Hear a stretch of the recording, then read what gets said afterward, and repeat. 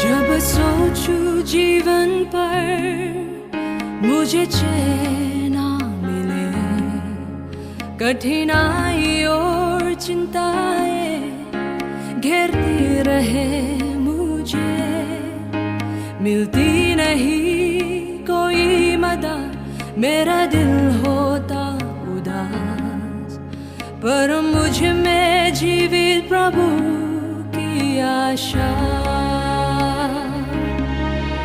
प्रभु